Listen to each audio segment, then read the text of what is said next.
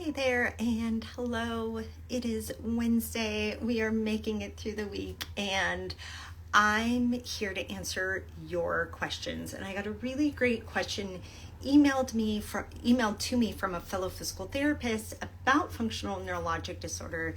And I thought this was the perfect place to talk about it. So we're going to talk about functional neurologic disorder. We're going to talk about total body paralysis, rigidity, what it means, what do we do, all of those things. So if you're joining me, yay, I'm so glad you're here. Drop me questions or comments and I'll get through those today. If we haven't met, my name is Julie Hirschberg. I'm a neurologic physical therapist and I've been working with my team so much today. I just love them. I own and run Reactive Therapy and Wellness.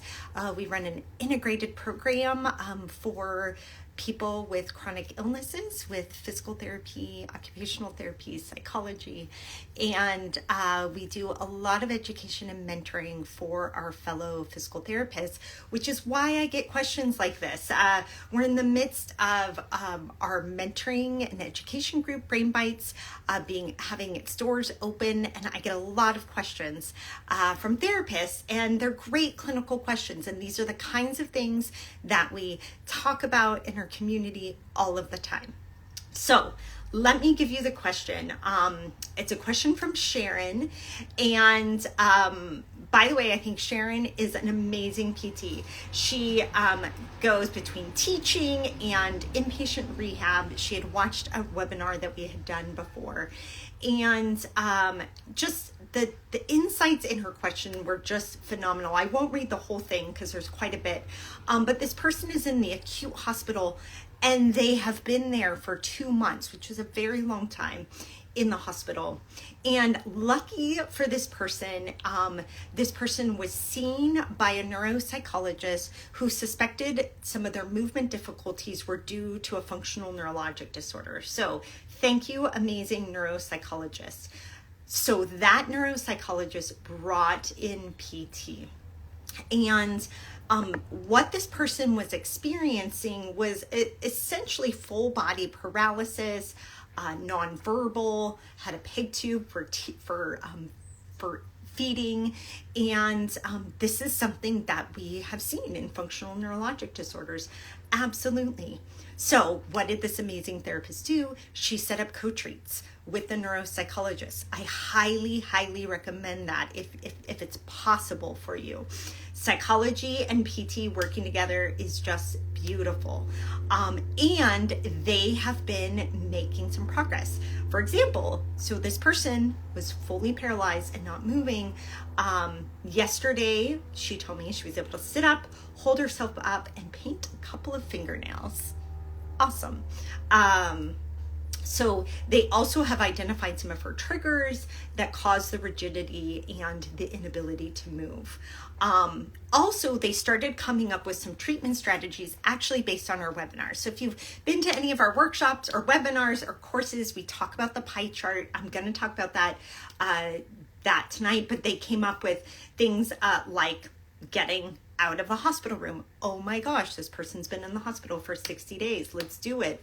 Making a plan for being able to open and close the window shades in the room. I love that idea because it gives a lot of autonomy and control. Using music during the sessions, fantastic. Especially if that's very person specific, right? So what does that person really love to listen to? And then maybe you're actually moving to that music. I love that. Using breathing and the diaphragm as a treatment intervention, wonderful. And getting OT involved for meaningful activities. Yes, I love this team. So great. So what she asked, is there anything else that stands out to you that we might consider for helping this person? What a beautiful question. Already, what a great treatment plan for this person. So let's talk about what we look for when somebody has full body paralysis and maybe even rigidity, which I really think of as a very shut down nervous system state. And then I want to understand the underlying why, right? So yes, of course, we want to help that person move, but why are they there? And this is where it comes in handy to have PT psychology OT on board to figure out. Oftentimes when we see a full shutdown, full paralysis, inability to converse, or visual sensitivity, usually unable to eat, all of those things, it is due to a couple of particular pieces of the pie that I think of. One of those is sensory, one is autonomic, and then I also think about psychosocial pieces. And the psychosocial piece actually really can contribute to the sensory dysregulation or autonomic. But it wouldn't be surprising that a person might experience full body paralysis and really like a shutdown state if their sensory system is overwhelmed. So, and then of course, this is really tricky when you're in the hospital, which is like sensory system overwhelm all the time. There's so many noises and the lights and the flooring is like a glare on it and all of those things. So, those are all pieces that you might want to consider as a part of the treatment. I think this PT already has great functional goals, great ways to build autonomy. I might just think of addressing the sensory system and the autonomic nervous system with those pieces. So does this person potentially have other underlying issues like hypermobility or dysautonomia? Would they benefit from compression, for example? This person mentioned deep breathing, which is such a great nervous system regulation tool. But I will say sometimes for a person who's already very shut down or overwhelmed by body sensations, the diaphragmatic deep breathing can be really hard and it can actually trigger symptoms. So I always like to bring an external focus to the breathing. Still might be hard, still might trigger symptoms. And then I just abandon breathing altogether. Not that breathing's not important, it's very important. It just might be too difficult in that shutdown state. So we use bubbles a lot as an externally focused breath, for example, or we'll use very light items on the belly and have the focus be on moving that item. Now, if you can make that item super salient for that person, what I love that this PT said is that she painted a couple of fingernails.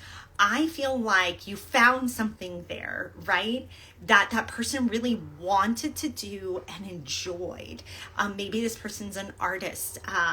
Maybe they always loved having nail polish on. You discovered that, this therapist discovered that and brought that into the treatment, which I think is beautiful.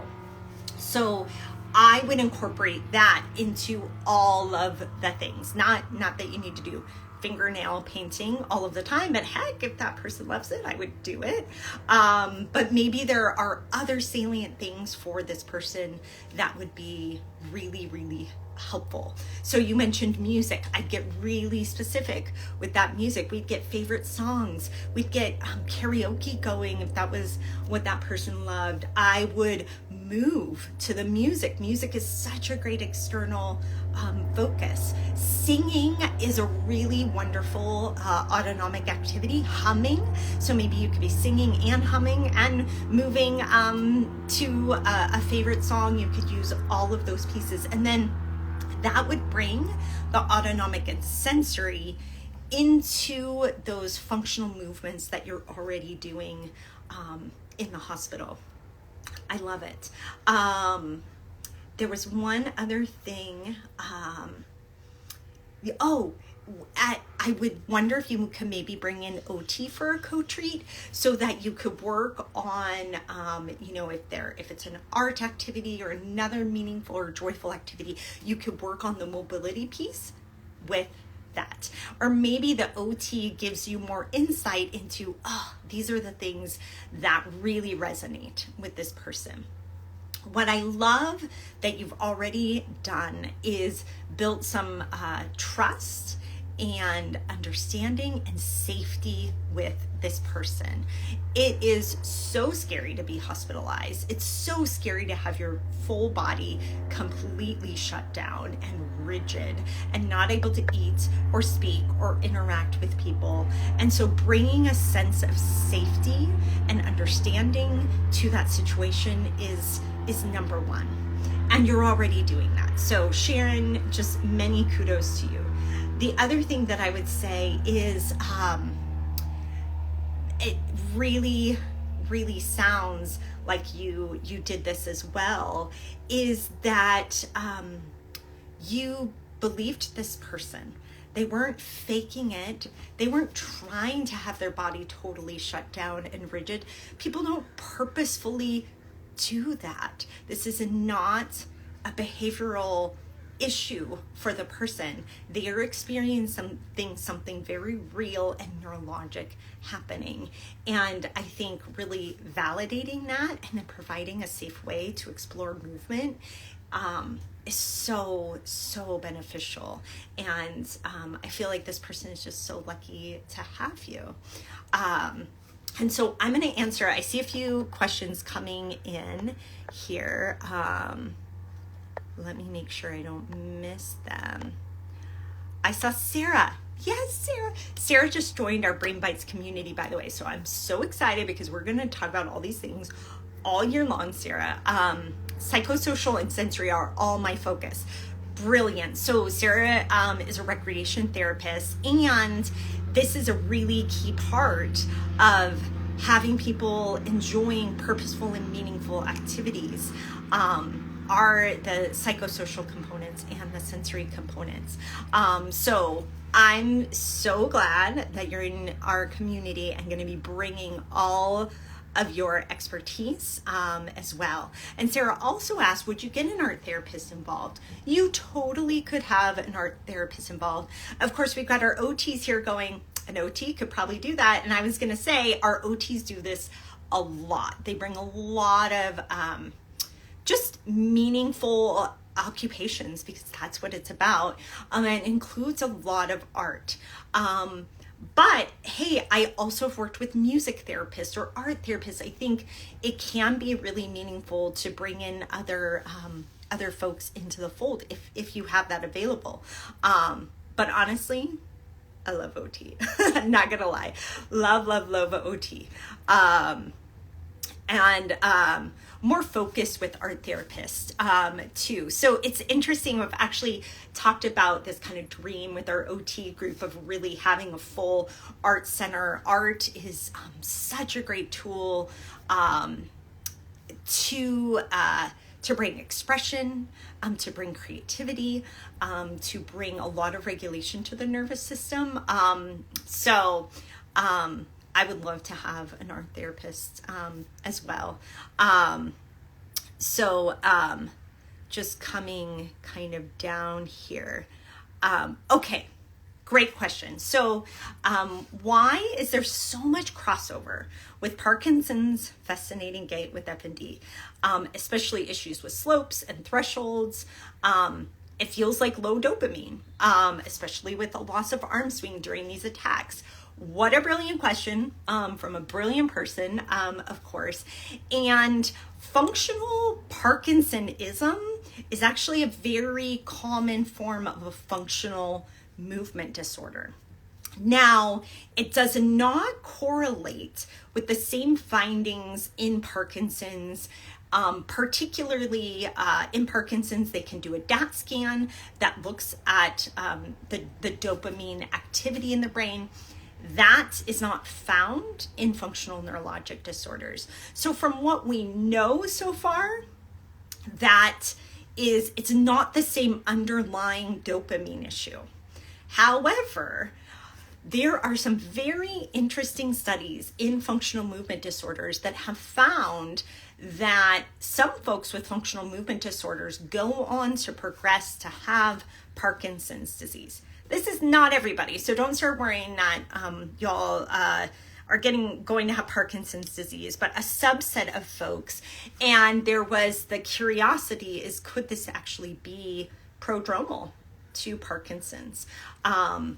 But again, without seeing the actual dopaminergic changes, and it's not responsive to medication, the dopaminergic medication, like Parkinson's. And one of the biggest pieces that differentiates what we see in some of these movement patterns with Parkinson's versus a functional neurologic disorder is the variability in it. So in Parkinson's, when we see a fascinating gait or these changes with the environment, it is quite invariable and doesn't change. It might slightly change with on-off cycles in Parkinson's, but it doesn't change day to day. Unless you have really good therapy, I should say. So it does improve with therapy, as does it in a functional neurologic disorder. Now, but let's talk about why would this happen? So in functional neurologic disorder, there's this really beautiful study. I'm not sure I'll be able to pull it up here, but it looked at a person shifting motor programs and having trouble de-adapting from a change. So it's actually called the broken escalator phenomena, and it's where the person can adapt to like a changing moving surface, but de-adapting afterwards is really challenging. This is a motor control phenomena that is found in functional neurologic disorders. And then that can present with freezing. It can present with difficulty with slopes and thresholds because of this difficulty really shifting the motor pattern and adapting and de-adapting. Now, we don't know for sure what is happening brain-wise with that, but we do know that there are particular areas in the brain that are implicated in FND in relations to attention and motor planning. So that's the supplementary motor area, for example. And so it may be that some of the connection issues that are happening there are leading to that type of movement difficulty. And honestly, it's common. So there we see some of it, they call it a walking on ice gait. That's very common in functional neurologic disorders, and difficulties with changing environment. There's another piece I will say here. So there's the motor control piece. There's also a sensory piece that can be a visual adaptation or even a visual sensitivity or hypersensitivity that might be at play with the changes in the environment.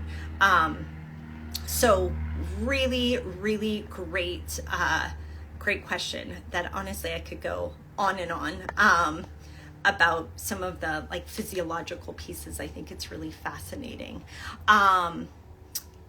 Let's see, a lot of child life cohort went further with art therapy. I think art therapy is really great, especially for children. But you know what? What's good for kids, I think is great for adults. I think as adults, we often don't play and explore meaningful activities very much.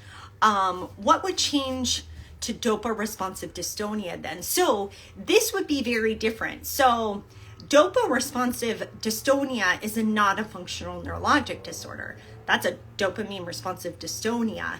And in dystonia, several types of dystonia, they have seen changes in the circuitry kind of similar to Parkinson's in the basal ganglia, in the frontal lobe, in many of those circuits that control movement and might drive excessive movement. So a lack really in dystonia, it's a lack of inhibition, a lack of inhibitory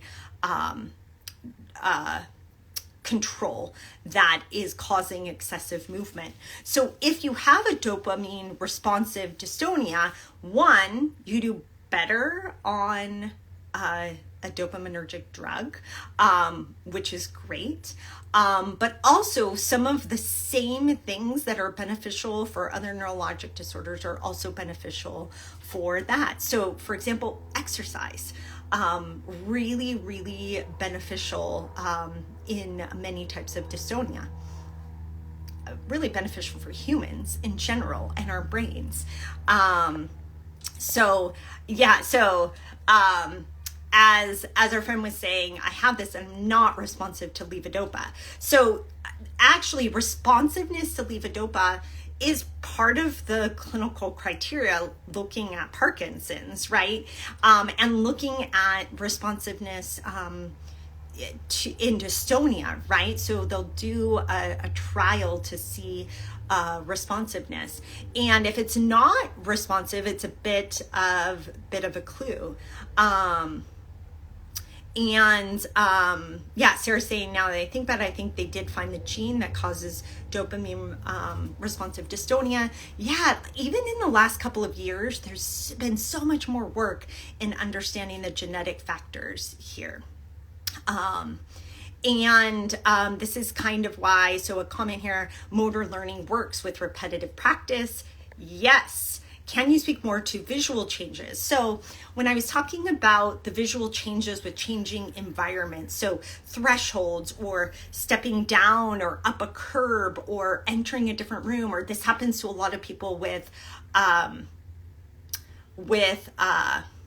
elevators. That's a really good environmental change. There's also visual changes that occur with that. So for some folks, it's as they enter or change into a room with more visual motion or even just more visual input. That can be a piece. That is a processing thing, right? So you have to process that visual information along with the sensory information, along with the motor control, right? So it's really that integrative function that can throw a person off, and that might lead to kind of a freezing response. And what we look at then is we want to test that person's visual motion sensitivity, as well as their sensory processing and how those are integrated together.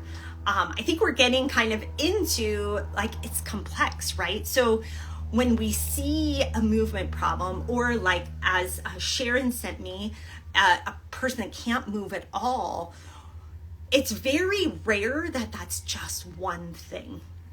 It's usually a combination of underlying issues, including the sensory systems, the autonomic, motor control. There might be lifestyle and psychosocial pieces of that, as well as physical impairments. So this is why we have a framework with pie chart to look at all of these pieces of the pie. And I think it's a sweet spot when you can address multiple pieces together, which is what I would recommend in this case that Sharon sent of somebody in the acute hospital.